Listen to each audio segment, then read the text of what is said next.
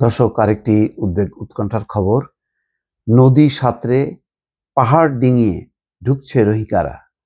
Biometric ও নিবন্ধনের বাইরে নতুন রোহিঙ্গারা, এই শিরোনামে সমকাল একটি পত্রিকা চেপেছে এবং সেখানে প্রথমেই একটা তারা ছবি দিয়েছে। সেখানে দেখা যাচ্ছে, বলা হচ্ছে সেই ক্যাপশনে, যে আরাকান আর্মির যোদ্ধারা রাখাইনের মংডু দখলে নেয়ার পর নতুন করে রোহিঙ্গা অনুপ্রবেশ বেড়েছে।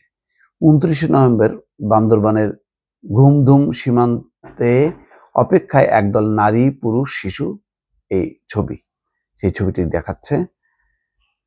এখানে খবরে বলা হচ্ছে, মিয়ানমারের রাখাইন রাজ্যে রক্তক্ষয়ী সংঘাত এবং যুদ্ধে বিদ্রোহী গোষ্ঠী আরাকান আর্মি মংডু শহরের নিয়ন্ত্রণ নিয়েছে। সেখানে অনেক রোহিঙ্গার বসবাস। জান্তা সরকার সেখানে আরাকান আর্মির কাছে পরাস্ত হওয়ার পর চাপে পড়ে রোহিঙ্গারা। অনেকের ঘরবাড়ি ও ব্যবসা প্রতিষ্ঠান জ্বালিয়ে দেওয়া হয়েছে। জীবন বাঁচাতে মংডু ছেড়ে অনেক রোহিঙ্গা নানা কৌশলে বাংলাদেশে ঢুকে পড়ছে। অনেকে এপারে এসে রোহিঙ্গা ক্যাম্পে তাদের আত্মীয় স্বজন ও পূর্ব পরিচিতদের বাসায় উঠছে।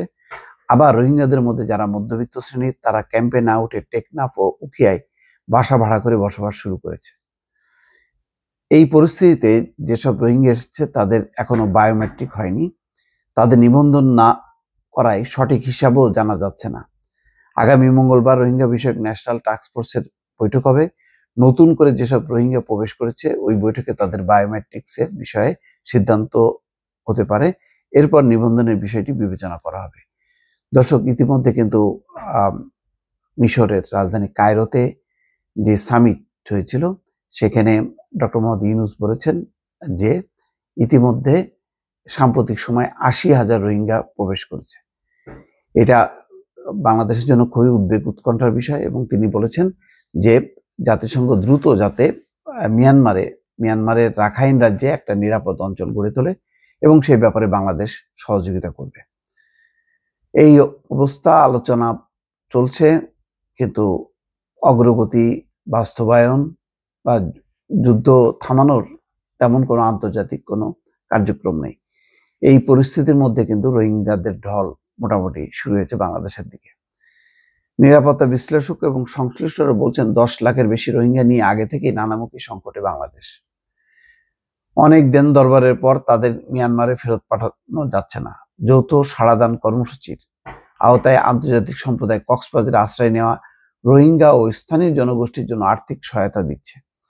তবে প্রতি বছর প্রতিশ্রুতির সহায়তার চেয়ে বরাদ্দ কমে আসছে। এমন বাস্তবতায় নতুনভাবে রোহিঙ্গা প্রবেশ বাংলাদেশের জন্য নতুন চাপ সৃষ্টি করবে। অন্তর্বর্তী সরকার প্রধান উপদেষ্টা ডক্টর মোহাম্মদ ইউনূস বলেছেন, মিয়ানমারের রাখাইনে সহিংসতা শুরুর পর সাম্প্রতিক মাসগুলোতে 80,000-এর বেশি রোহিঙ্গা বাংলাদেশে ঢুকেছে।